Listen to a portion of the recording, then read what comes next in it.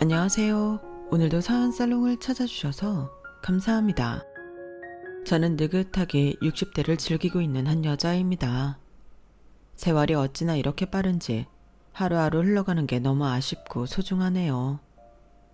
그리고 저와 제 남편, 그리고 자식들과 겪었던 지난 30년간의 기막히고 놀라운 이야기를 들려드릴까 해요. 저는 첫 결혼 후 아이를 갖고 5년 만에 남편과 헤어졌어요. 가정적이지 못하고 밖으로만 도는 사람이었어요. 아이를 낳으면 좀 나아질까 기대했었는데 조금도 달라지지 않더군요. 제가 일하는 동안 아픈 아이를 두고 남편이 나가서 술 먹고 돌아온 날, 저는 이혼을 결심했어요. 다행히 그 사람도 딱히 정이 없었는지 쉽게 헤어져 주더군요. 아이도 앞으로 만날 생각 없으니 저보고 잘 키우라며 20대 후반에 혼자 아이까지 떠맡은 이혼녀가 된 저는 딸을 위해 그저 열심히 살 생각만 했어요.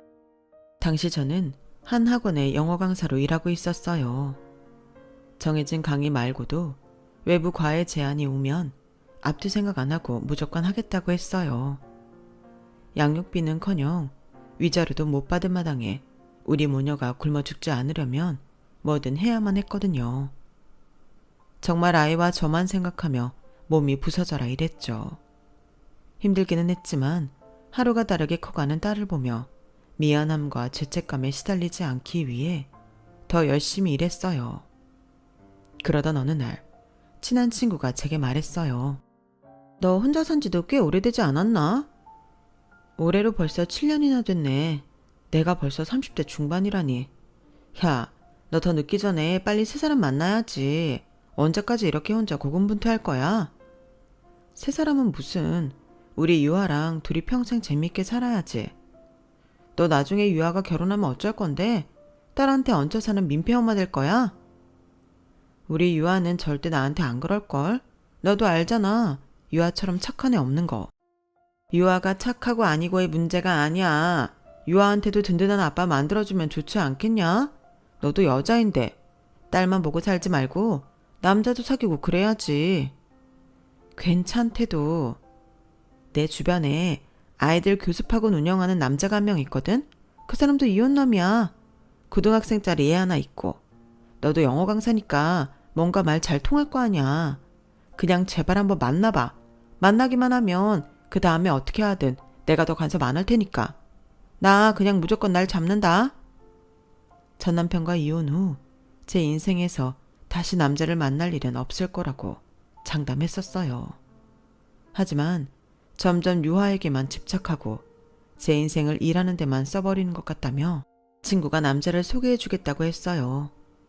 저는 몇 번이나 거절을 했지만 친구는 고집스럽게 저와 딸 모두에게 안정된 가장이 필요하다고 하며 소개팅을 밀고 나갔어요. 소개팅 상대는 딸을 키우고 저보다 4살 많은 이혼남이었어요. 저랑 같은 처지든 뭐든 딱히 감흥은 없었지만 친구가 하도 성화여서 그냥 눈 딱 감고 한 번만 만나보기로 했죠. 소개팅 날짜가 다가왔고 친구가 잡아놓은 커피숍에 시간 맞춰 나갔더니 긴장한 듯 계속 헛기침을 하는 남자가 눈에 들어왔어요. 혹시 이성호 씨? 안녕하세요. 제가 이성호입니다. 최민주 씨 맞죠? 안녕하세요. 반갑습니다. 이리 앉으시죠. 아무 기대도 없이 나갔는데 생각보다 호감한 얼굴에 키도 훤칠하고 제법 괜찮은 사람이 나와 있더군요.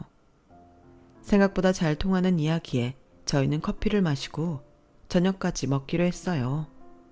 저녁에 반주까지 살짝 겉들여 말이에요.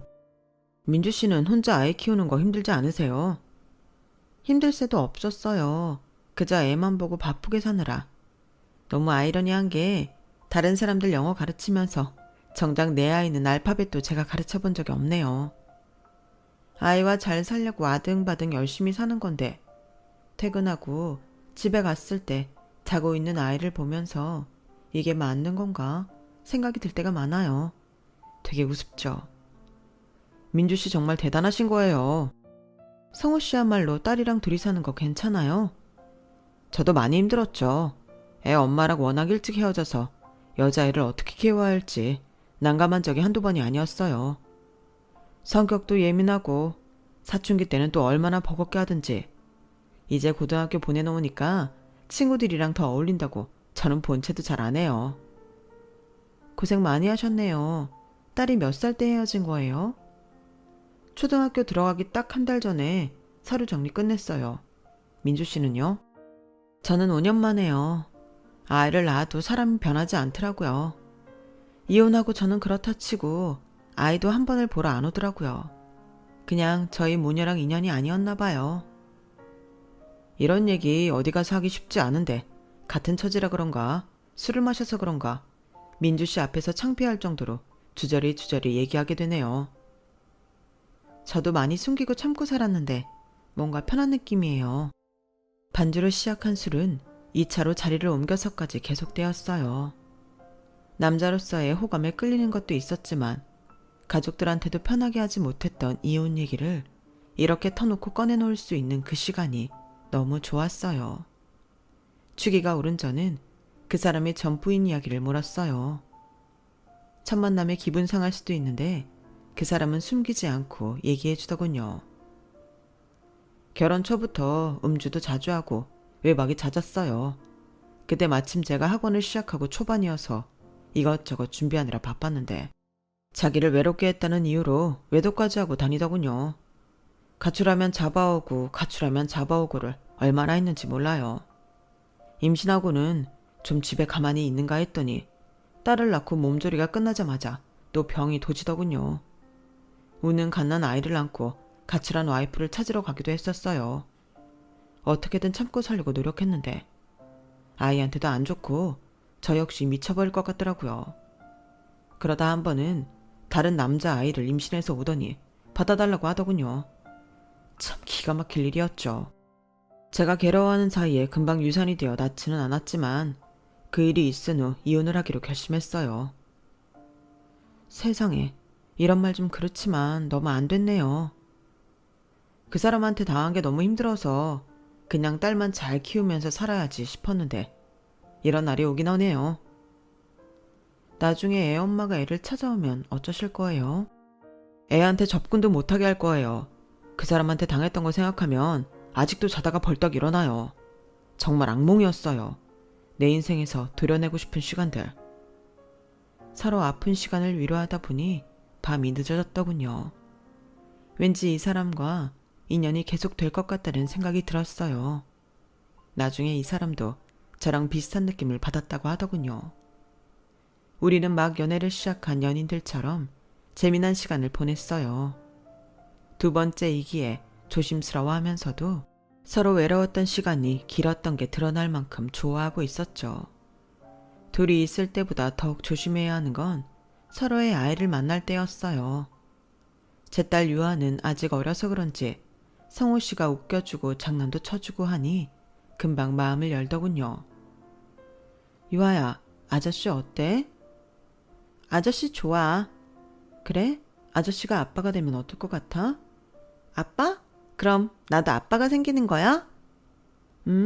유아가 좋다고 하면 아저씨가 아빠가 되어줄 수 있어. 그런데 아빠가 생기면 새언니도 생기는 거야. 그래도 괜찮아? 나 언니 생기는 거 좋아.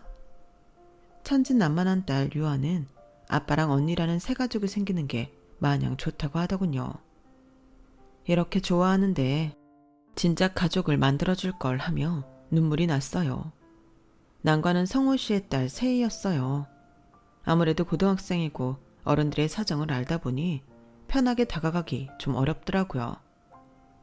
세희야, 인사해. 아빠 여자친구 최민주야. 안녕하세요. 네가 세희구나. 만나서 반가워. 혹시 몰라서 선물 준비했어. 이거 좋아하니? 헬로키티? 이거 초등학생들이나 좋아하는 건데? 아, 그래? 미안. 아줌마 딸이 초등학생이거든. 고등학생은 뭘 좋아하는지 몰라서 다음에 다른 거 사올게. 세희야, 그래도 아줌마가 처음 주시는 건데 감사합니다 하고 받아야지. 감사합니다. 그래, 아줌마 선물 받아줘서 고마워. 앞으로 친하게 지내자. 딱딱한 태도를 일관하던 아이에게 점수를 따기 위해 노력했고 결국 세희에게도 우리 둘의 결혼 승낙을 얻을 수 있었어요. 떠벌리고 재혼하는 것이 흔치 않을 때라 우리는 가족들만 불러 조촐하게 식사하는 자리로 결혼식을 대신했어요. 이런 날이 올 거라 정말 상상도 못했는데 제 곁에 따뜻하고 자상한 그 사람이 있다는 것이 믿기지 않았죠. 힘들었던 지난 날을 다 보상받는 기분이었어요. 결혼 후 남편과 세희가 살던 집에 저와 유아가 들어가기로 했어요. 원래 방이 3개였던 집이어서 우리 부부 침실, 세희와 유아가 각각 방을 쓰는데 문제가 없었죠.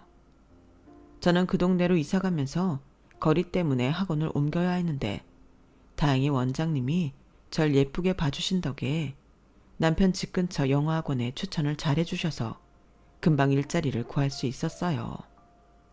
갑자기 2식구에서 4식구가 되니 더욱 일을 넣을 수가 없었어요. 돈 들어갈 일이 더 많을 테니까요.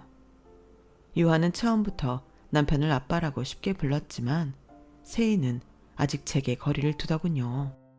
이해했어요. 갑자기 생긴 엄마를 받아들이기 쉽지 않았을 테니까요. 세희와는 약간은 불편한 동거가 되긴 했지만 그래도 크게 두드러지는 문제 없이 우리는 잘 지냈어요. 엄마, 나 이 두유 마시면 안 돼? 유아야, 그거 마지막 하나 남은 거잖아. 세희 언니 줘야지. 넌 아까 먹었잖아. 먹고 싶은데. 그럼 세희 언니한테 내가 먹어도 되나 물어볼까? 그러지 마. 그냥 냉장고에 다시 넣어둬. 욕심 부리지 마. 엄마가 다음에 또 사올게. 치. 엄마, 나 내일 소풍에 참치 넣어서 김밥 싸주면 안 돼? 유아야, 미안한데 내일 한 번만 빵이랑 우유 싸가면 안 될까? 세희 언니 오늘 학교에서 늦게까지 공부해서 데리러 가야 되는데 김밥 쌀 시간이 없어. 미안해. 애들 다 김밥 싸온다 했는데.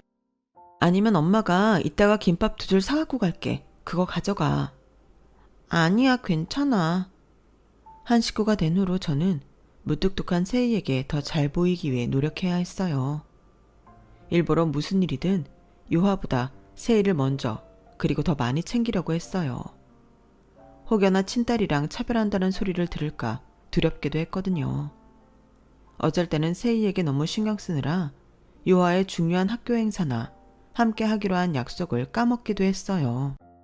유아에게는 많이 미안했지만 빨리 세희의 마음을 열고 한 가족이 되고 싶어서 안달이 나 있었죠. 그러다 우리에게 위기가 닥쳤어요. 바로 IMF가 터진 거예요. 많은 회사원들이 구조조정되고 하루가 멀다 하고 문을 닫는 자영업자들이 늘어났어요.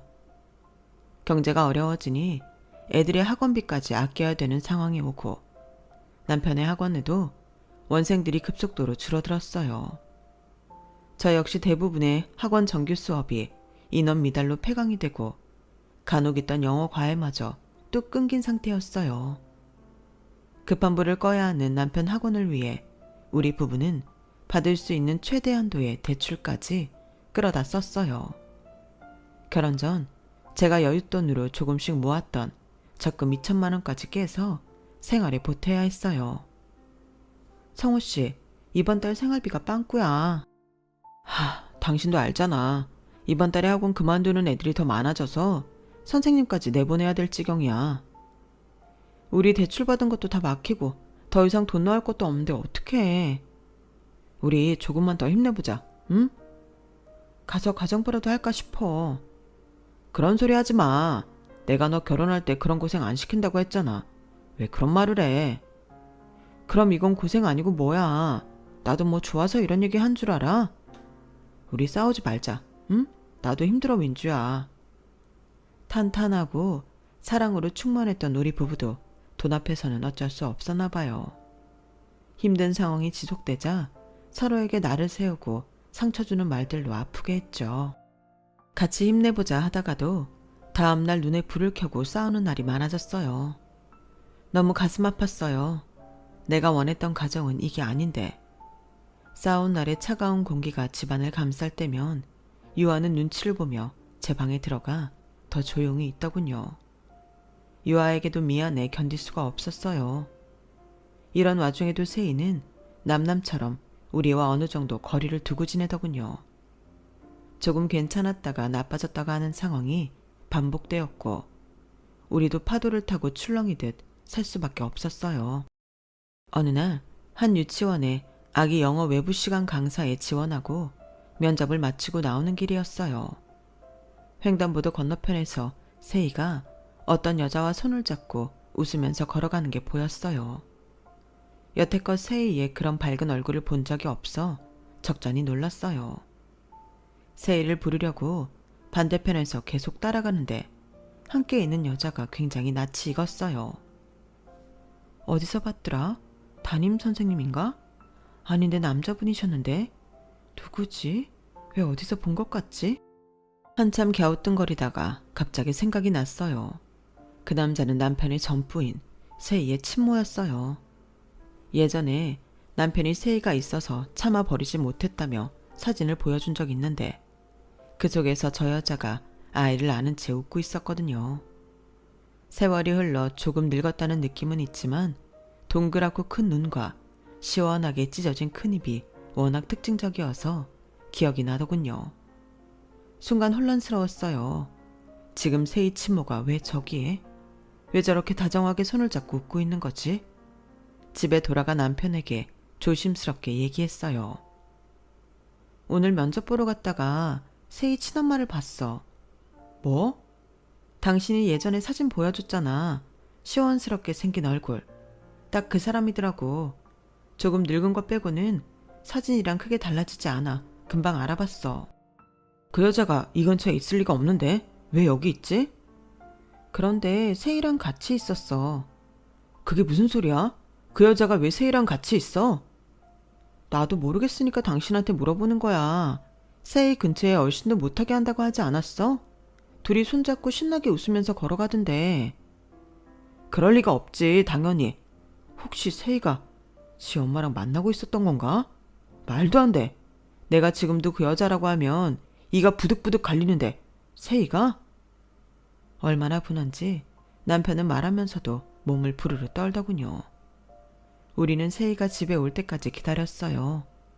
그날은 유독 밤늦게 돌아온 세희를 안치고 물었어요. 이세희, 너 친엄마 만났어? 아? 아빠가 묻잖아. 만났냐고. 아니 계속 만나고 있었어? 너 아빠가 그 여자 때문에 얼마나 힘들고 괴로웠는지 누누이 말했잖아. 죽을 만큼 힘들었다고. 그런데 네가 어떻게 그 여자를 만나? 만날 수도 있지 엄마인데 내가 그렇게 잘못했어? 뭐? 엄마? 그 여자가 지 입으로 네 엄마래? 그런 말할 자격도 없는 여자야. 지 놀러 나간다고 어린 널 두고 밥 먹듯이 집을 나갔던 사람이야. 네가 옆에서 울고 있어도 다른 남자 만나러 나가던 사람이라고. 그건 내가 기억 안 나니까 상관없지. 그냥 나한텐 엄마야. 아빠가 기억하고 몸으로 새기고 있었잖아. 아직도 내 꿈에 나와서 괴롭히는 그 여자를 네가 어떻게. 말해봐. 언제부터 만나고 있었던 거야? 세희가 친모랑 연락하고 지낸 건 1년 정도 됐다고 하더군요. 특히 IMF가 극심했을 때 저희 부부 역시 돈 때문에 다투는 모습을 보고 집에 들어오기 싫었는데 마침 친모가 찾아와 맛있는 것도 사주고 옷도 사주면서 더 가까워졌던 것 같아요. 무슨 염치로 널 찾아와. 세희 너 똑바로 행동해. 아빠랑 계속 살고 싶으면 그 여자 당장 끊어내. 아니면 넌 그냥 여기서 나가서 그 여자한테 가버려. 왜 나한테 그렇게까지 말해? 내가 죽을 만큼 잘못했어? 아니, 너 말고 그 여자. 그 여자가 죽을 만큼 잘못해서 여기 나타나면 안 돼. 아빠는 그 사람 이름만 들어도 치가 떨리고 눈물부터 나. 너무 힘들었어서. 어린 널 너무 방치했어서. 빨리 선택해. 여기서 지낼 건지 아니면 그 여자한테 가서 평생 아빠랑 안 보고 살 건지. 아빠 너무해. 남편과 다투기는 했어도 이렇게까지 눈이 뒤집혀 소리를 지르는 건 처음 봐. 저도 못지않게 당황했어요. 세희도 무서운지 덜덜 떨더군요. 결국 세희가 다시는 친모를 만나지 않겠다고 약속을 한 뒤에야 사건이 마무리됐어요. 남편은 하교 후 통금 시간까지 정하더군요. 남편이 정말 화가 많이 났구나 싶었어요. 한편으로 저는 세희를 볼 면목이 없었어요. 남편과 행복하고 웃음이 가득한 모습을 보여줬어야 하는데 우리가 힘들다고 다투기나 하고 아이에게 신경을 잘 못 써서 이런 일이 벌어진 것만 같았죠. 세이를 탓할 수만은 없었어요. 저는 이제 무슨 일이 있어도 애들 앞에서 화내고 싸우는 모습을 보여주지 말아야겠다고 다짐했어요. 폭풍 같은 시간이 지나 집과 경제 사정은 조금씩 안정을 찾아가기 시작했어요. 저는 외부 강사로 4곳이나 다니며 일했고 남편 역시 학원에서 아이들을 단순히 공부만 시키는 것이 아니라 부모들이 안심하고 맡길 수 있는 분위기와 환경을 조성해 원생수가 다시 조금씩 늘고 있었어요. 유하는 중학생이 되었지만 사춘기를 모를 정도로 일찍 철이 들었고 공부도 열심히 해서 제 걱정을 덜어주었어요. 엄마를 먼저 생각하는 마음을 알기에 항상 미안함이 앞섰죠. 세이는 지방의 대학교에 들어가면서 기숙사 생활을 시작했어요. 갑자기 수백이 깨지는 등록금과 학비를 대느라 저는 또 지인에게 머리를 굽히며 돈을 꾸고 다녔지만 그래도 이 정도면 예전 IMF 때에 비해 훨씬 낫다라는 생각에 더 열심히 일을 해서 빨리 돈을 갚으려고 했어요. 남편이 어떻게 해서든 본인이 세이 학비를 대겠다 했지만 저는 이 일을 계기로 세이와 더 가깝게 지내고 싶어 부득이 제가 하겠다고 고집을 피웠어요. 이렇게 해서라도 우리가 진정으로 한 가족이 될 수 있다면 이런 것 따위는 아무것도 아니었죠. 세이는 학기 중에는 바쁘다는 이유로 집에 전혀 오지 않았고 그나마 방학 때는 학교 근처에서 아르바이트를 한다며 하루씩 잠깐 오는 게 전부였어요.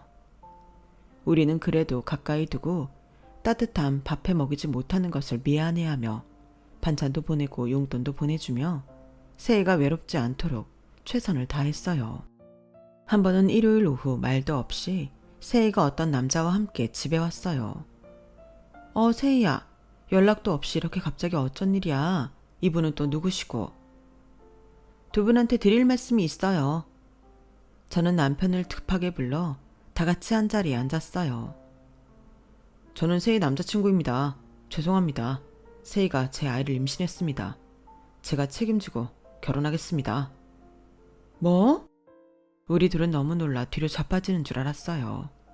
세이는 대학교 3학년, 고작 22살인데 벌써 임신이라니. 아직 앞날이 창창하고 밝을 텐데 아이 엄마가 되다니. 이혼을 경험해본 남편이나 저는 긍정적으로 볼 수만은 없었죠. 어린 나이에 철없이 한 임신과 결혼이 끝까지 해피엔딩으로 이어지는 경우가 많지는 않다는 것을 알고 있으니까요. 저희가 아무 말도 못하고 침묵하고 있자 세이가 끼어들어 말하더군요. 크게 신경 안 써도 돼요. 저희가 다 알아서 할게요. 오빠랑 같이 살긴 할 거지만 지금 당장 상견례나 결혼식 안 할 거니까 전화로 말하려다 이렇게 직접 왔어요. 그래도 저쪽 부모님은 한번 뵈어야 되지 않겠니? 됐어요. 나중에 자리 만들게요. 지금은 그냥 그런 줄로만 아세요. 학교는 휴학계 냈어요. 애 낳고 상황 봐서 계속 다니던지 자퇴하던지 할게요. 이세희, 너는 무슨 일을 그렇게 다 저질러 놓고 우리한테 통보하다시 말을 해. 우린 네 부모야. 아빠, 그러니까 예의상 이렇게 얼굴 보고 말하러 왔다잖아. 내가 얼마나 더 해야 되는데? 그리고 지금 당장 결혼식 안 한다는데 뭘 신경 쓰고 그래? 딸이니까 신경 쓰지. 네가 남이야? 왜 그렇게 싸가지 없게 말해? 나 지금 임신한 거 안 보여? 스트레스 주지 마. 애한테 안 좋아. 애기 이야기가 나오자 남편과 저는 입을 꾹 다물 수밖에 없었어요. 그러고 보니 배가 조금 볼록하게 나온 것 같기도 하더라고요. 세이가 이미 다 정하고 아이까지 가졌는데 우리가 아무리 말해도 소용이 없더라고요. 배불러서 드레스가 입기 싫어 그렇구나 라고만 생각하고 기약 없이 결혼식은 나중에 하자고 말했어요. 결혼은 그렇고 같이 살 집은 너 지금 기숙사에 있잖아. 오빠가 살고 있는 오피스텔 들어가면 돼요. 애기 낳고 새까지 살기 충분해요. 그래? 그럼 내가 한번 가서 볼게. 새 살림인데 필요한 것도 있을 거고 아기 짐도 준비해야지. 아빠보다는 여자인 내가 가서 보고 도와주는 게 나을 거야.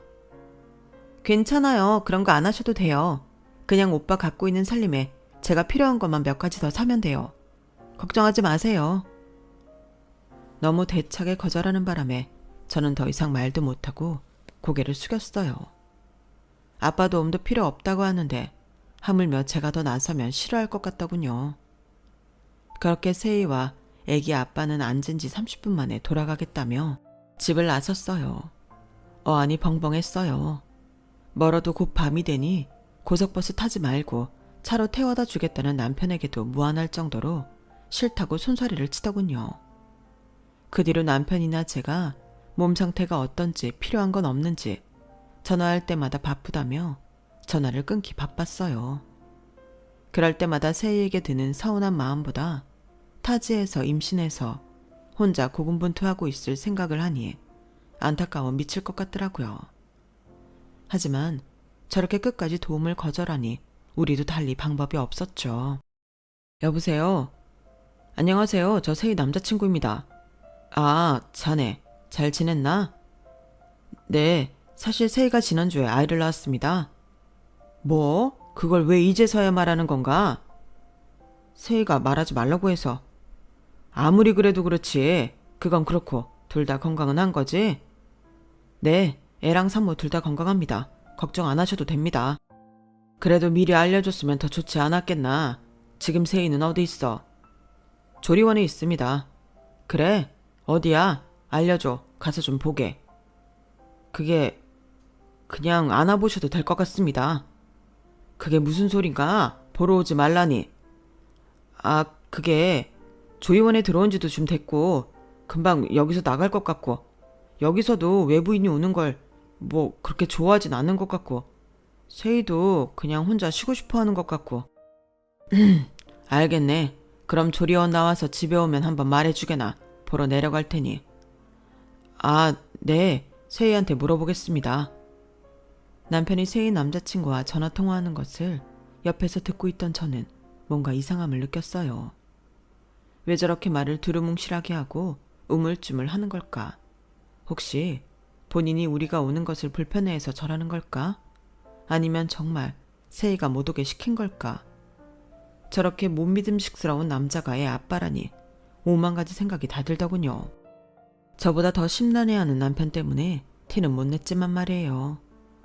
그 이후로도 우리 부부는 세희가 있는 곳을 가보지 못했어요.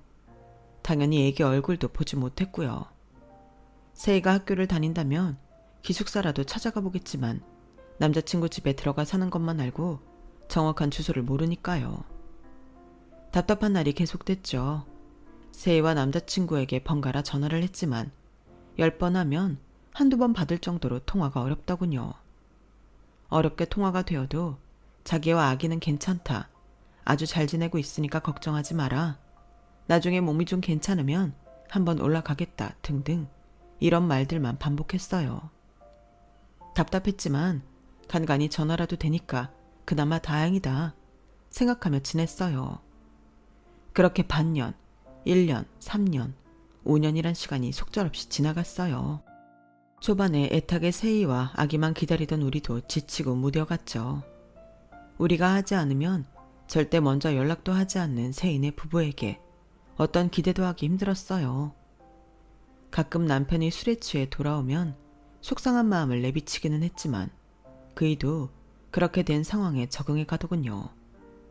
그렇게 세희네와 멀어지는 동안 유화도 원하는 대학에 들어갔어요. 무대 디자인에 대해 큰 꿈을 갖고 있던 유화는 영국 유학까지 다녀오면서 충실하게 본인의 삶을 설계해 나갔어요. 저는 다른 학원은 다 그만두고 본격적으로 남편 학원에서 수업과 전반적 관리를 맡아 운영하기 시작했어요. 남편 학원의 학원생 관리 스타일과 선생님들의 높은 수업 수준이 맘카페에서 소문이 나며 여태껏 본 적 없는 호황을 누렸어요. 저학년 아이들의 교습소 정도로 운영했던 예전과 달리 중고등부반까지 생겨서 규모가 커졌으니까요. 눈코 뜰 새 없이 바빴지만 너무 없어서 지치고 힘들었던 과거를 떠올리며 현재에 감사했죠. 여보, 다음 학기에 선생님들 더 구해야겠는데 지금 한 반에 애들 인원이 너무 많아. 등록대기 학생들까지 받으려면 지금 선생님들로는 택도 없어. 그래, 박 실장한테 얘기해서 구인 빨리 진행하라고 할게. 선생님 필요한 과목 정리해서 알려줘. 알았어. 그리고 그 출판사에서 같이 협업하고 싶다고 또 전화 왔었는데. 우리가 아직 그렇게 책을 낼 정도는 아닌데 왜 거기서 위험을 감수하려고 하지? 나도 그렇게 말했지. 그래도 자꾸 같이 일하자며 계속 연락이 오네. 거절을 한두 번 했어야 말이지. 이제 거절도 민망할 지경이야.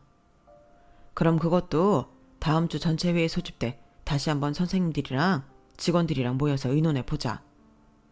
일이 잘 풀리며 건물까지 통으로 매입해 학원 규모도 확장하고 우리 보금자리도 더 크고 좋은 곳으로 옮기게 되었어요.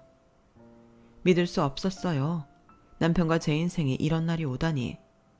힘든 시간을 함께 버텨준 남편과 유아에게 고마웠어요. 다만 이런 좋은 날이 왔는데 세희가 없다는 게 슬펐어요. 결국 우리는 한 가족이 되지 못하는 것인가. 저보다 더 속상할 남편이었기에 티는 못 내고 혼자 훌쩍이기도 했어요. 그렇게 바쁜 날이 계속되던 어느 날 모르는 번호로 전화가 오더군요. 네, 여보세요? 저 엄마. 요한이? 너 왜 번호가 바뀌었어? 아니, 저 세희예요. 뭐? 세희라고? 어머, 세희야. 어떻게 지냈어? 이게 얼마만이야? 왜 이제야 연락했어? 얼마나 걱정했는데. 그냥 애 키우면서 좀 바빠서요. 잘 지내시죠? 우린 잘 지내. 애기도 많이 컸겠다. 애 아빠도 잘 있고?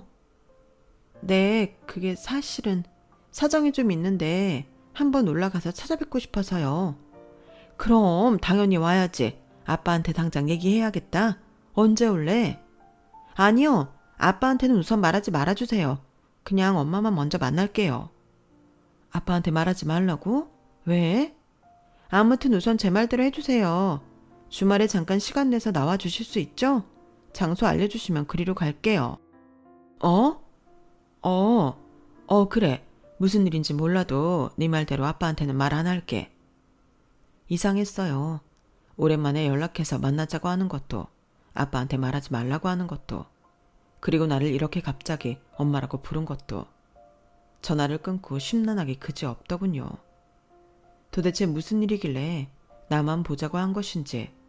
주말에 있던 일정을 다 미루고 남편에게 거짓말까지 하며 세희를 만나러 나갔어요.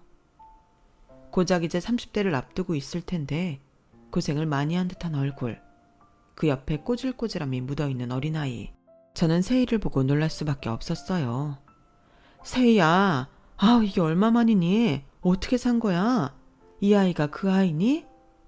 네, 장군아, 할머니한테 인사해야지. 안녕하세요.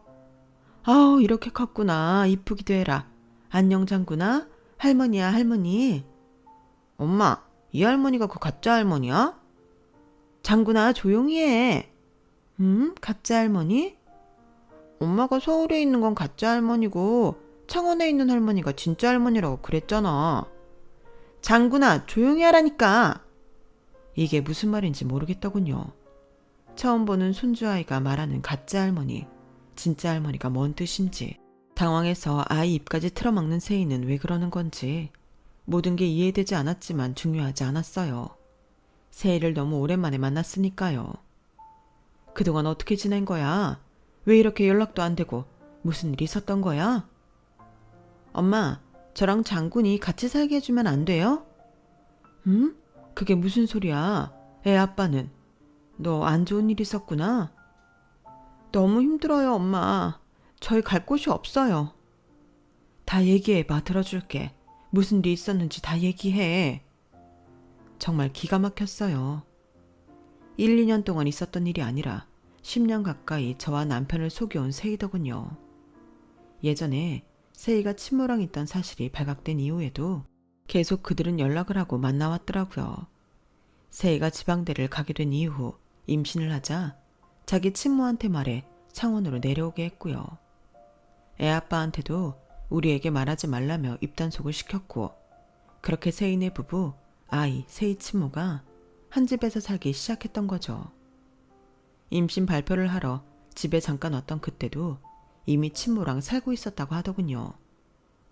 조리원에 못 오게 한 것도 창원 집 주소를 끝까지 안 알려주며 못 내려오게 한 이유도 모두 친모가 함께 있어서 그랬던 거죠. 더 황당한 건 아이를 낳고 그 다음 해에 결혼식을 올렸는데 혼주자리에 친모를 앉히고 친모의 형제 자매들, 그러니까 세이의 이모 외삼촌들, 그리고 본인이 아는 주변 지인만 초대해서 치렀더군요. 결혼식에 대해서 우리 부부에게는 이런 방구도 없었는데 말이죠. 저는 놀라서 입도 못 다물었어요. 세이는 물론 세이 남편도 괘씸해서 견딜 수가 없더군요. 그렇게 친엄마랑 계속 살았어요. 그런데 친엄마한테 새 남자친구가 생기고부터 사람이 이상해지기 시작했어요. 그 남자친구라는 사람이 창원에서 알아주는 부자인데 친엄마한테 결혼 약속을 하자고 했다며 신나했어요. 저희랑도 몇 번 밥을 먹었는데 오히려 소탈해 보이고 평범해 보였어요. 그런데 그 사람이 친엄마한테 투자금을 조금 받아가고 3배로 불려준 거예요.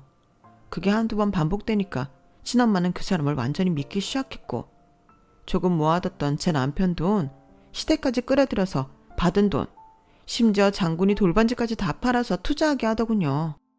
하지만 사기꾼이었어요. 정말 머리카락도 찾을 수 없게 증발했어요. 그러더니 친엄마도 갑자기 도망갔어요.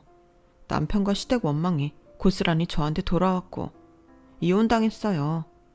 장군이만이라도 제가 키울 수 있게 해달라고 빌고 또 빌어서 이렇게 같이 있을 수 있게 된 거예요. 친엄마 소식은 아예 모르는 거야? 혹시 그 사기꾼 남자랑 짠 거니? 모르겠어요.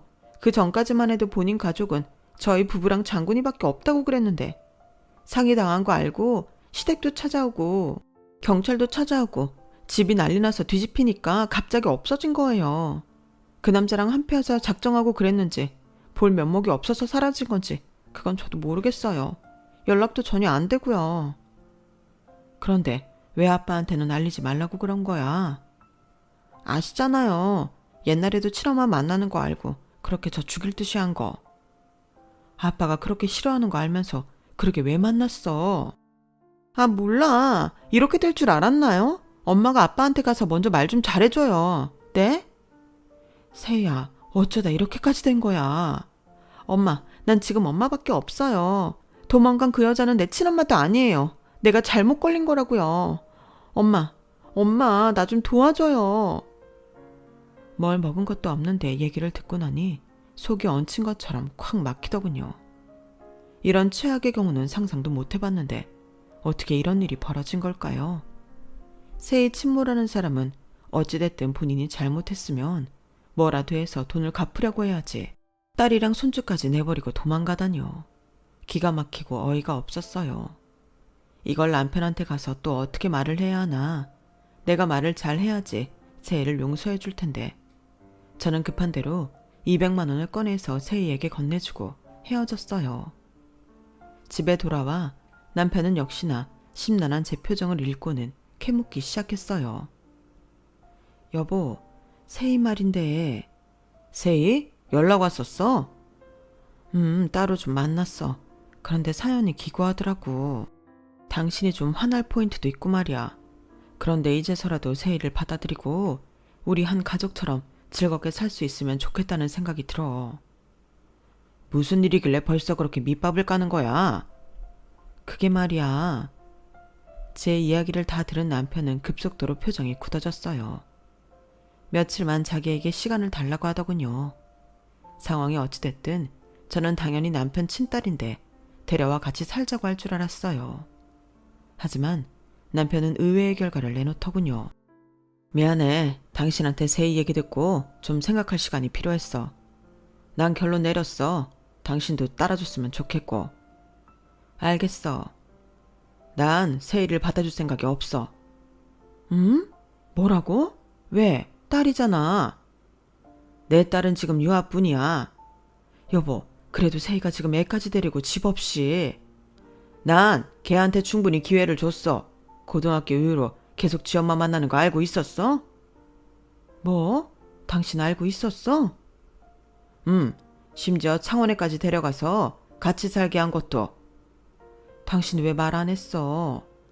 내 손에서 세희를 다시 돌아오게 하고 싶었어. 오죽하면 나 걔 앞에서 울부짖으면서까지 말했어. 너랑 네 엄마 찰리는 거 알지만 제발 그만 연을 끊어달라. 내가 죽을 수도 있다 하면서. 당신이 죽을 수도 있다니. 언제부턴가 세희랑 그 여자 생각만 하면 숨이 막히고 쓰러질 것 같고 죽을 것 같은 느낌이 들어서 병원에 가보니까 공황장애라고 하더라고. 세희는 이 모든 걸 알면서도 그 여자랑 보란듯이 계속 함께 있었어. 심지어 나한테 이상한 소리도 했다니까. 본인이랑 연락하면서 당신한테는 말도 안 하고 있었으니 그걸 갖고 당신에게 알리겠다며 나한테 그런 얘기까지 하더라고. 세상에. 내가 사실 걔한테 예전에 돈을 조금 도와준 게 있었거든. 결국 그 돈까지 지 엄마한테 날리고 이제 와서 받아달라고 하다니. 어찌됐든 당신 딸이야. 잘잘못은 나중에 얘기하고 지금이라도 얼른 데려오자. 당신이 나 유하 세희 이렇게 내 식구 행복하게 살기를 바랬던 거 잘 알고 있어. 나한테 가족은 당신이랑 유아뿐이야. 하지만 이렇게 세희랑 애를 내치면 당신이 더 힘들어할 거 알고 있어. 당신은 착한 사람이니까. 그러니까 마지막으로 세희한테 1억 주고 보내. 그거면 어디 가서 애랑 방이라도 얻고 그 다음엔 본인이 일을 하든지 알아서 하겠지. 그리고 이제 다시는 당신 누나도 세희랑 엮이지 말자. 진심이야. 남편은 그동안 제게 말 못했던 미안함과 세희에 대한 단호함이 온통 묻어난 얼굴로 제게 말했어요. 친딸에게 이리도 잔인할 수 있을까 싶었다가도 심한 공황장애를 앓고 있다는 사실을 알고 나니 또 한편으로는 이해도 되더군요. 그래도 마지막 자립은 할 수 있게 돈 몇 푼 쥐어주고 보내자고 해서 저는 남편의 의견에 따르기로 했어요. 세희와 다시 만나 상황을 얘기했어요. 고개를 푹 숙이고 쉼없이 철철 울던 세희는 봉투에 있는 1억을 주섬주섬 챙기더니 말도 없이 일어나 가더군요. 새엄마인 저도 아닌 친아빠에게 정말로 버림받았다는 사실에 가슴을 쓰리게 했겠죠. 사실 남편 모르게 제가 1억을 더 넣어주었으니 그걸로 새 출발하기를 바랄 뿐이죠. 저와 남편은 크게 성장시켜 놓은 학원 사업을 거액을 받고 다른 기업에 인수시키기로 했어요. 우리 부부도 60이 넘었으니 그냥 유유자적 여기저기 여행이나 다니면서 남은 노후 서로에게 힘이 되어주며 늙어가기로 약속했어요. 딸 유화는 한국에서 알아주는 무대 연출가가 되었고 잘생기고 실력 있는 배우와 결혼해 자식 낳고 행복하게 잘 지내고 있어요. 아직도 가끔 세희 생각을 하면 가슴 한켠이 쓰리기도 한답니다. 혹시나 제가 진짜 엄마처럼 잘해주지 못해서 그렇게 친모만 찾아다녔던 건지 제 부족함이 너무 컸던 건 아닌지 생각하게 되네요. 이제 와서 이런 말 염치 없지만 어디에선가 세희도 따뜻한 삶을 살고 있기를 항상 바라고 있어요. 긴 이야기 들어주셔서 고맙습니다. 여러분의 삶에 항상 행복이 가득하시길 바랍니다. 여러분, 사연 댓글에 응원과 현명한 조언 부탁드려요. 좋아요와 구독은 저에게 큰 힘이 됩니다. 오늘도 좋은 일 가득하세요.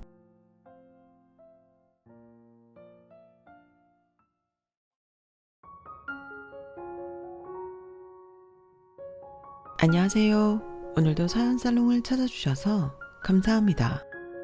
저는 서울 성북구에 사는 30대 초반의 여성이에요. 저는 올해 초 남친 어머니의 막장짓 때문에 결혼 코앞까지 갔다가 전부 없었던 일로 엎어버린 일이 있었는데요. 요즘도 문득문득 그때 일이 떠오르면 혈압이 오르는 느낌이 들거든요. 그나마 제가 발 뻗고 잘 수 있는 건 마지막에 오빠가 시원하게 한 방 먹였기 때문이에요. 제가 이런 일을 겪었던 걸 몰랐던 친구들이 남친 이야기를 꺼낼 때는 여전히 그 자리를 빨리 피하려고 하지만 한편으로는 얼른 털어버리고 싶은 마음도 큰 게 사실이에요. 그래서 이렇게 용기를 내어 제 사연을 많은 사람들이 들을 수 있게 보내보기로 마음먹었어요. 저희 집이 파혼을 선언한 건 상견례 직전에 남친 어머니가 마련한 자리에서였어요.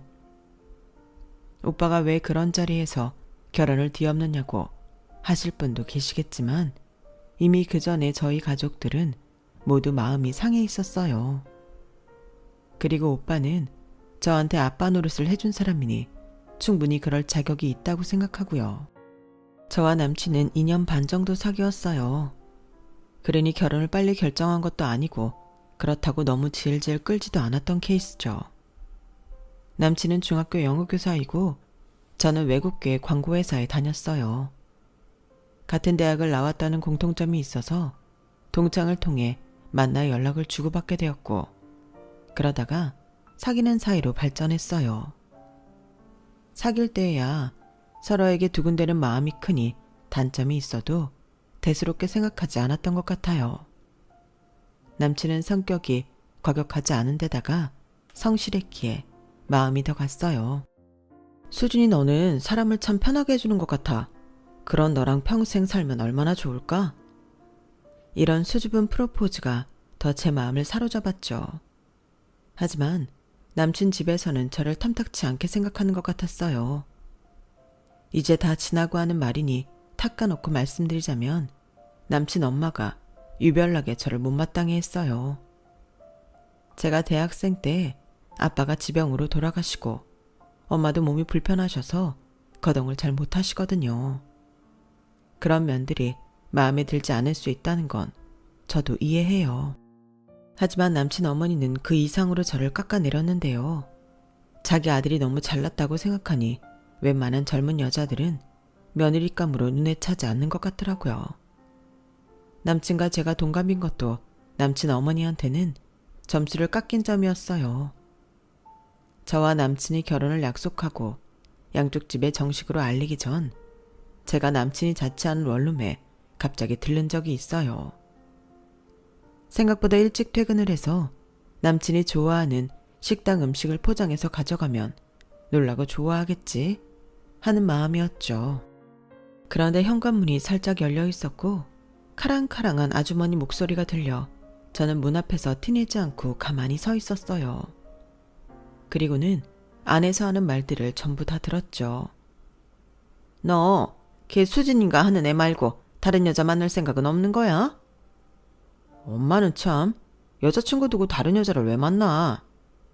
아니 요새는 다들 이 사람 저 사람 만나다가 그중에 제일 괜찮다 싶은 사람 콕 찍어서 결혼한다는데 너는 참 누굴 닮은 건지 너무 성실하다. 융통성이 없기도 하고. 그런 사람들이 있다 해도 다 그런 거 아니야. 너 수진이 걔랑 결혼까지 하려고 이러는 거야? 결혼은 마음 내킨다고 그냥 막 하는 거 아니야. 혹여라도 그런 마음 있으면 그 집에 대해 신상조사 샅샅이 다 하고 하는 게 좋을 거다. 여자 남자 관계는 복잡하지 않은가 그런 것도 보고. 엄마, 수진이 그런 애 아니야. 그리고 나 학교 선생이야. 애들 가르치는 사람이 무슨 신상조사야. 걔네 집 평범해. 걱정하지 마. 어머, 얘 말하는 것 좀 봐. 너 걔랑 결혼 생각은 있긴 있구나. 아무리 평범하다고 해도 아빠가 없잖아.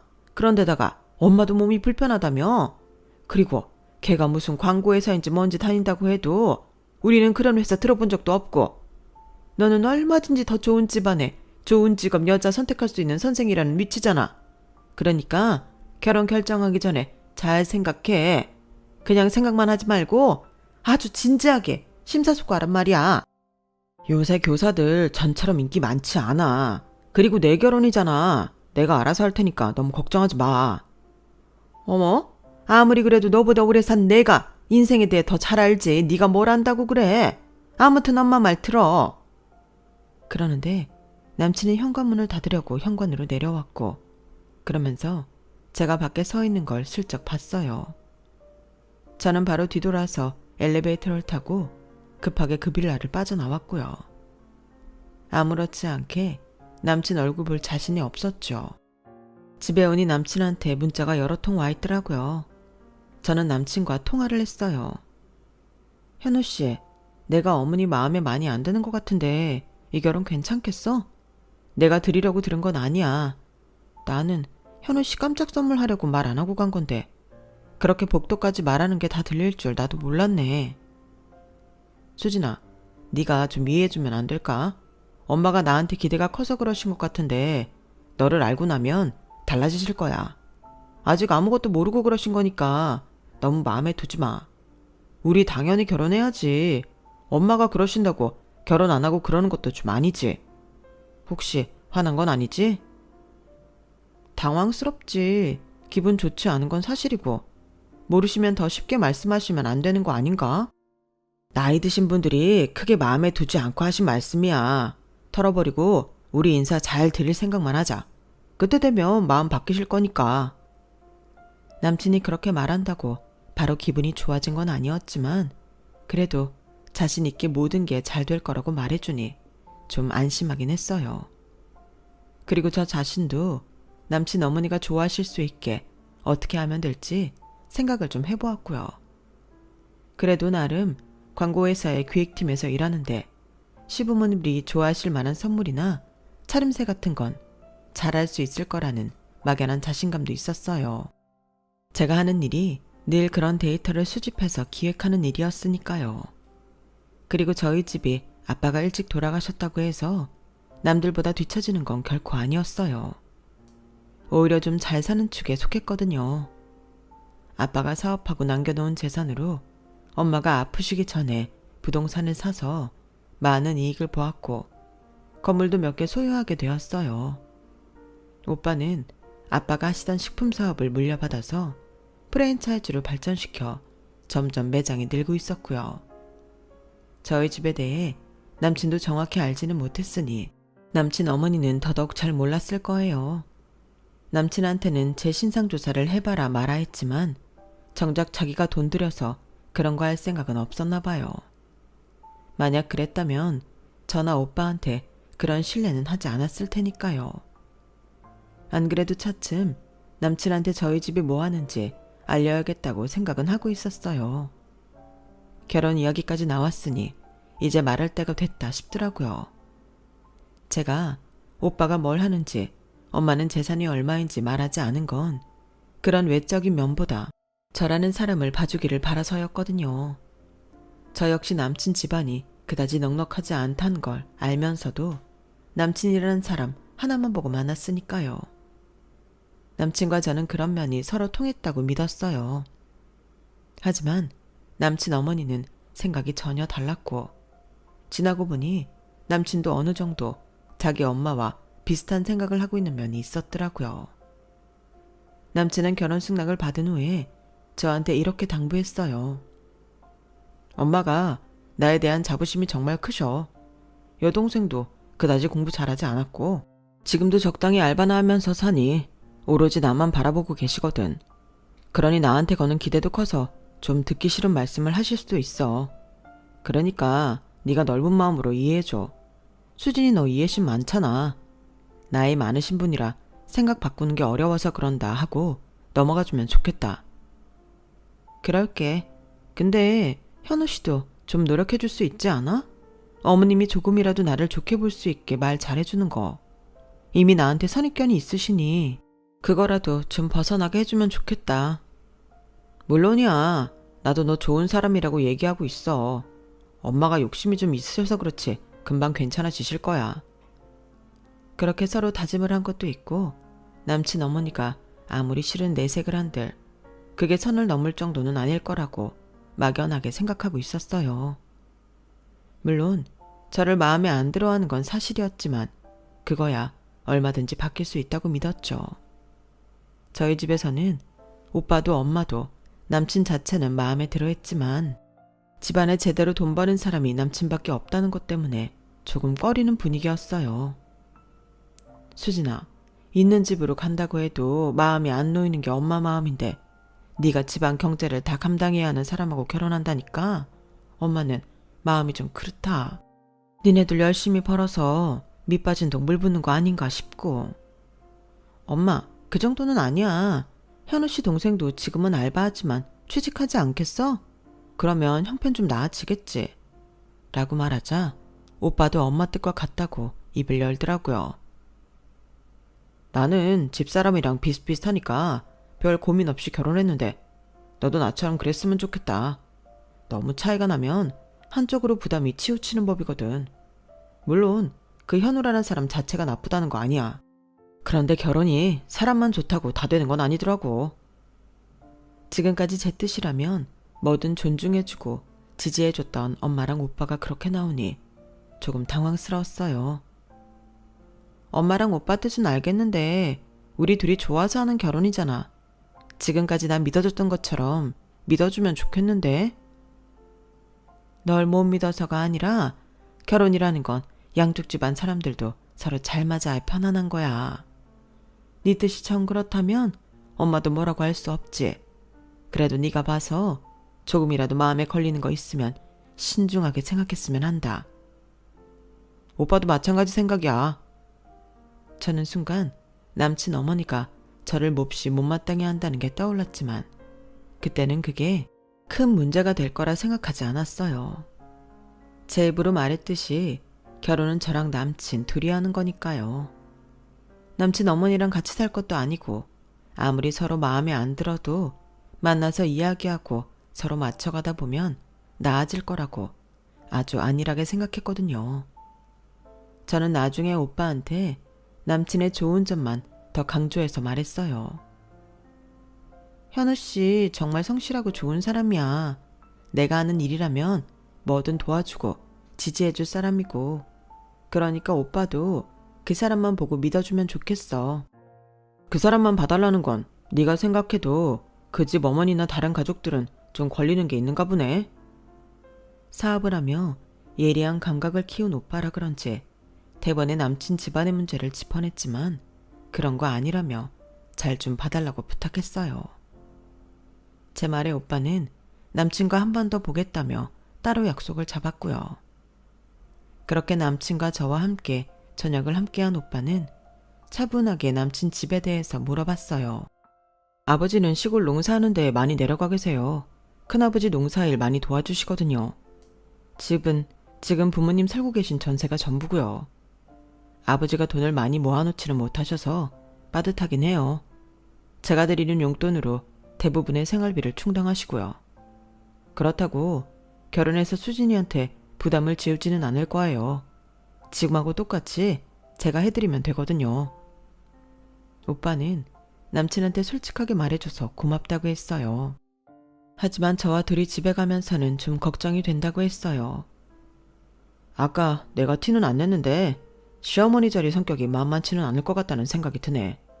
우리 엄마야 당신이 몸도 불편하시니 며느리 힘들게 할까봐 더 미안해 하셨지만 현우 씨 어머니는 좀 다를 것 같아. 오빠는 말 몇 마디 들어보지 않고도 남친 어머니 성격을 어느 정도 파악하고 있었고 저는 오빠의 통찰력에 놀라기는 했지만 그렇다고 하지는 않았어요. 그때까지만 해도 남친과 결혼하고 싶은 마음이 컸거든요. 뭐 쉽지는 않겠지. 10월대라는 말이 괜히 있겠어. 그래도 나 잘해낼 자신이 있어.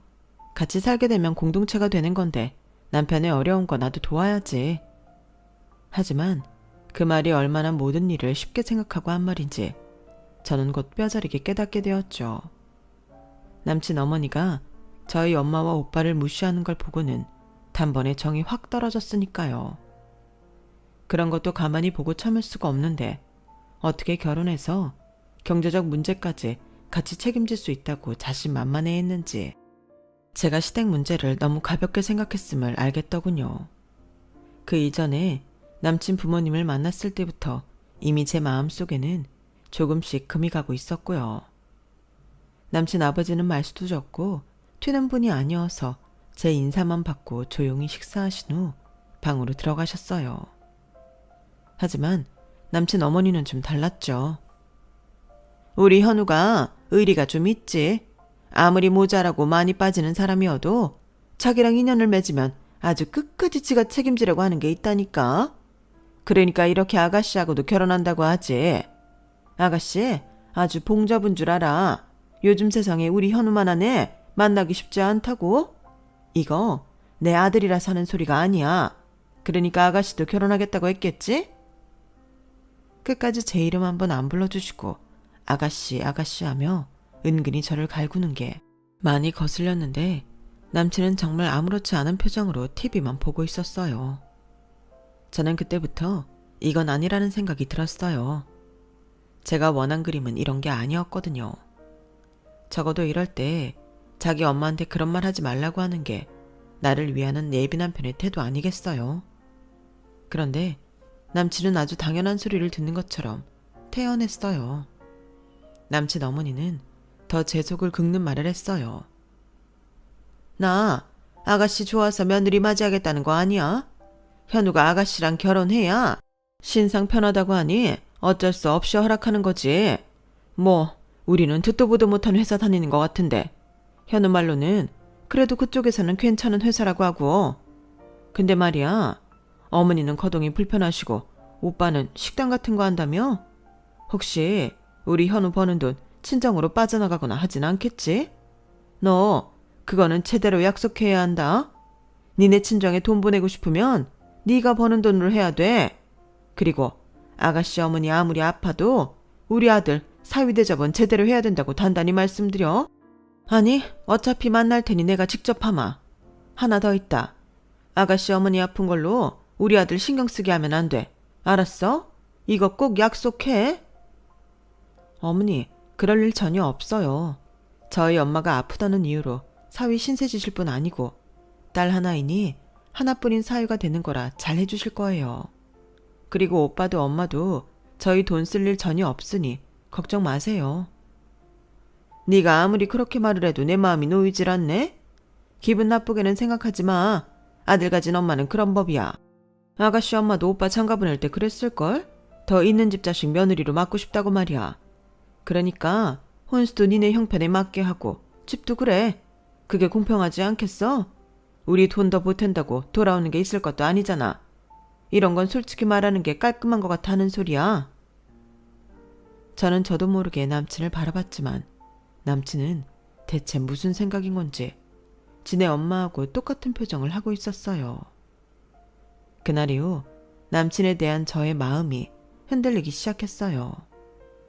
하지만 결혼을 뒤엎을 만큼의 일은 아닌 것 같았고 아직 남친에 대한 좋은 감정이 많았기에 이 일을 엄마나 오빠한테 말하지 않고 넘어갔어요.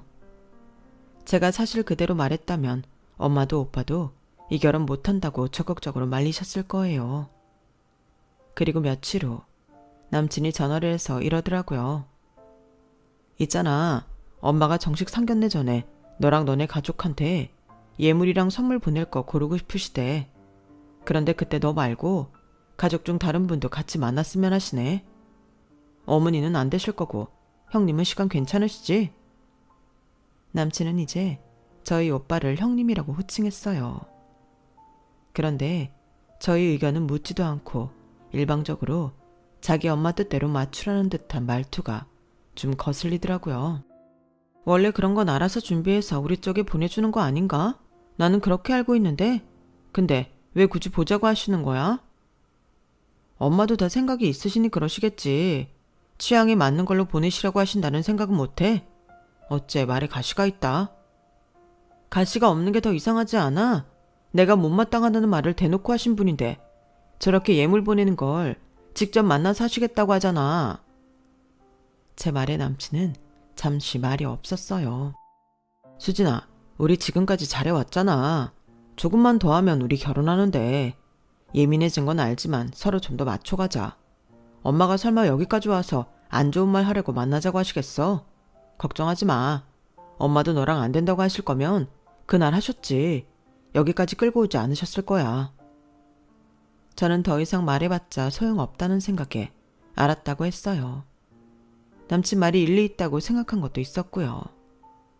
아무리 저한테 안 좋은 말을 했기로 결혼 앞두고 무언가 같이 고르는데 나쁜 말이 오갈까 싶었죠.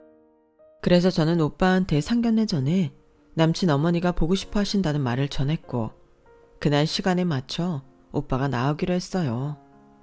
그런데 남친 어머니가 약속 장소로 고른 곳이 좀 이상했어요. 예물과 선물로 쓸 가방이나 옷은 그래도 백화점에서 사지 않나요? 남친 어머니가 알려준 장소는 주변의 백화점이 아니라 아울렛이 모여있는 곳이었고 만나자고 한 장소는 정육식당이었어요. 대체 이게 뭔가 싶더군요. 여기서 보자고 한 걸 오빠가 알면 무슨 생각을 할지도 걱정이 됐고요. 아무리 상견례 자리가 아니라고 하지만 처음 저와 밖에서 만나고 거기에 더해 저희 오빠까지 나오는 자리인데 정육식당이라뇨. 정육식당이 나쁘다는 뜻이 아니에요. 저도 정육식당에 가서 고기 잘 먹고요. 맛집이면 더더욱요. 그런데 이건 예의가 아니잖아요. 사람을 얼마나 무시하면 이런 식으로 행동할까 싶어서 남친한테 어머니가 여기서 보자고 하셨어? 라고 문자를 보냈더니 별 반응이 없더라고요. 그냥 거기가 우리도 편할 테니 정한 거라나요. 그제야 저는 남친도 저희 집을 좀 우습게 본다는 걸 알았어요. 솔직히 그동안 남친 보며 쉬어 있었던 콩깍지가 한꺼풀 벗겨지는 순간이기도 했고요. 장소를 바꿨으면 좋겠다고 해도 남친은 엄마한테 말을 못하고 어버버하며 정식 상견례도 아니니 그냥 지나가자고 하더군요. 저는 고민 끝에 오빠에게 만날 장소를 전했고 그 말을 들은 오빠 표정이 정말 무섭게 변했어요. 참 이거 어떻게 받아들여야 해? 박현우는 이거 알아? 여기 근처에 아울렛만 있잖아. 그리고 정육식당? 내가 아무리 부모가 아니라고 해도 그렇지. 아니, 그보다 그날 누가 나오는지 알지도 못하는데 이런 데서 보자고 하는 건 대체 뭐야? 나 아무리 인생 오래 안 살았어도 사돈을 처음 보면서 정육식당에서 만나자고 하는 경우는 처음 본다. 알았어. 만나자고 해. 대체 그 어머니 어떤 분인지 얼굴 꼭 보고 싶네.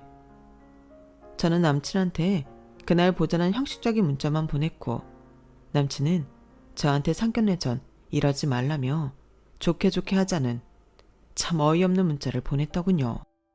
결혼에 대한 제 마음의 절반은 이미 날아가 버렸어요. 저 역시 그날 이 사람들이 어떻게 나올지 보자는 심정이었어요. 저와 오빠는 최대한 예를 갖춘 옷차림을 하고 약속 장소로 갔어요. 그 복잡하고 시끄러운 정육식당 한 구석에 남친과 그 어머니가 있더군요. 남친 어머니는 저희 오빠가 멀끔한 걸 보고 살짝 놀란 눈치였지만 일어나지도 않고 앉아서 인사를 받더니 거만하게 앉으라 하더군요. 뭐 거기까지는 그럴 수 있다고 쳐요. 그 다음부터가 가관이었어요. 우리 현우 형님 되실 분이 아주 반듯해 보이니 그건 참 마음이 놓이네요. 내가 많이 고심했는데 우리가 그쪽 수준을 맞춰주는 게 그쪽이나 아가씨도 마음이 편할 것 같아서 이쪽으로 잡았어요. 밥 먹는데도 이런 데가 훨씬 낫죠? 평소 안 가던 고급 한정식 이런 데 가면 밥도 안 넘어가고 말도 잘 안 나올 거 아니에요. 그리고 여러 가지 준비할 때 부담 갖지 말라는 뜻에서 아울렛에서 하나씩 골라보자는 취지로 제가 정했어요. 저 이래봬도 맞춰주려고 노력 많이 했어요. 사돈, 총각은 아니죠? 네, 결혼했습니다. 그런데 저희 수준을 잘못하신 것 같은데요. 왜? 나는 정말 맞춘다고 맞춘 거야.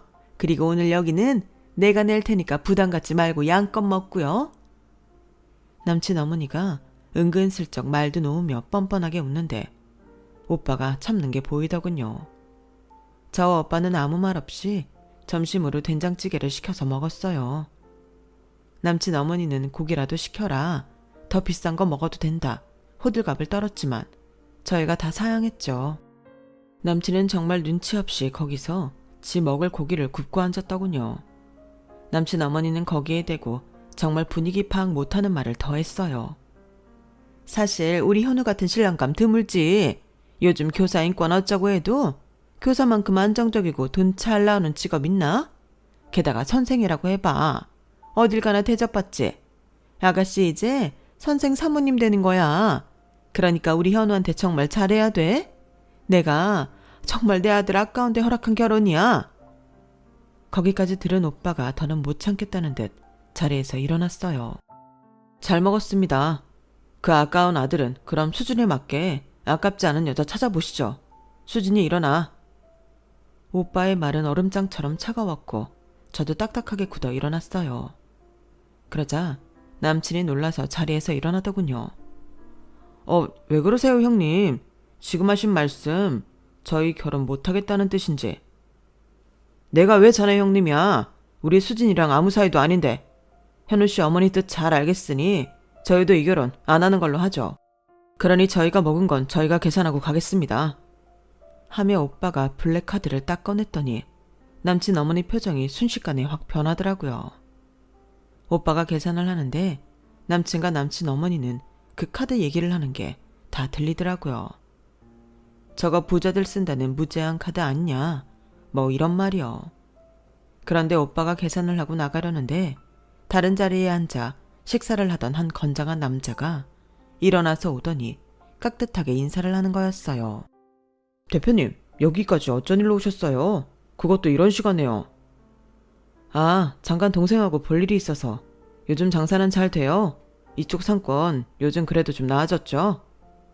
네, 그동안 이쪽이 죽었다 뭐다 말이 많았는데 그래도 젊은 사람들 좋아하는 프랜차이즈 많이 들어오고 하면서 나아진 분위기예요.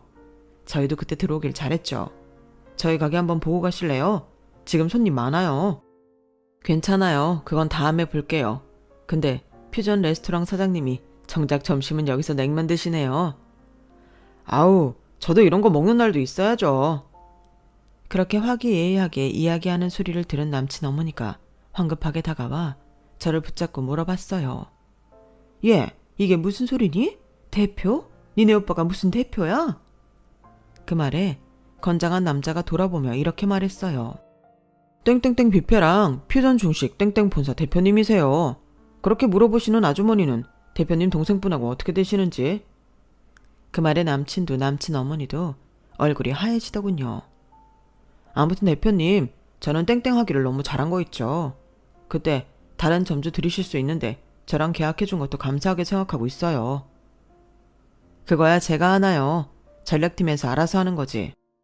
그래도 대표님, 저희 서류 하나하나 꼼꼼하게 살피시고 예비 점주들 이야기 하나하나 귀 기울여 들어주셨잖아요. 아무튼 제가 좀 모자라 보였을 텐데도 제 열의를 봐주신 것 같아 저는 개인적으로 참 감사하게 생각하고 있어요. 조만간 인사드리러 갈게요. 바쁘신데 시간 뺏어서 죄송합니다. 그렇게 남자가 다시 자기 자리로 갔고 저와 오빠는 서둘러 식당을 나왔어요. 남친과 남친 어머니가 뒤따라 나왔고요. 그리고 오빠의 고급 외제차가 주차장에서 나오는 걸 본 순간 남친 어머니는 얼른 오빠 앞을 가로막았어요. 저기, 내가 오늘은 실수를 한 것 같은데 다른 날 다시 약속해서 만나자고요. 그러면 좋겠지 사돈? 제가 왜 아주머니랑 사돈입니까? 수진아, 너 누구랑 결혼하니? 아니 오빠, 나 결혼 같은 거 안 해. 적어도 지금은 할 사람 없어. 제 말에 남친은 눈이 휘둥그레져서 뭐라 말을 해야 좋을지 모르더라고요. 저는 그런 남친과 남친 어머니한테 말했어요. 마지막이니 한 말씀 드릴게요. 저희 수준을 뭘로 보셨는지 몰라도 지금까지 말씀 안 드린 게 있는데요.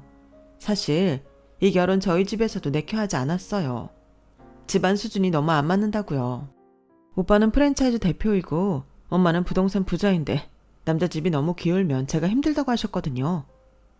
제가 거기까지 말하자 오빠가 한마디 더 했어요. 그런데 역시나 안 되겠네요. 오늘 하시는 거 보니. 돈 없으면 사람 막대하고 돈 있는 거 알면 저희 집에 빨대 꽂으시겠어요. 그러니 저희 인연은 여기까지인 걸로 하죠. 수진아, 얼른 타. 오빠 가야 돼. 알았어. 이 말만 하고. 결혼 깨는 건 내 입으로 해야 하잖아. 현우씨, 그리고 아주머니, 저 이 결혼 제가 안 합니다. 그러니 이런 거 사려고 돌아다니실 필요 없고요. 그냥 집으로 안녕히 가세요. 현우씨도 나한테 연락하지 말고. 그렇게 인사를 하고 오빠 차에 올라타 집으로 돌아오자 남친한테서 문자와 전화가 계속 오더라고요. 처음에 받지 않던 저는 늦은 시간에 한번 전화를 받았어요. 이건 너 잘못도 있는데 이렇게 일방적으로 결혼을 깨면 어떡해? 네가 니네 집이 어떤지 얘기해줬으면 이런 일 없잖아. 그렇게 생각하는 것 자체가 문제 아니야? 내가 현우씨 자체만 보고 마음을 정했듯이 우리 집도 그러기로 했어. 그런데 현우씨 어머니는 끝까지 안 그러셨잖아. 게다가 거기에 현우씨도 동조한 거 사실이잖아. 우리 집 형편이 별로면 그런 대접 당연하다는 듯이 말이야. 나는 그렇게 돈 보고 사람 대우는 사람들하고 상대하기 싫어. 그러니까 현우씨도 여기서 정리해. 그게 좋겠어. 내가 사람을 아주 단단히 잘못 봤어.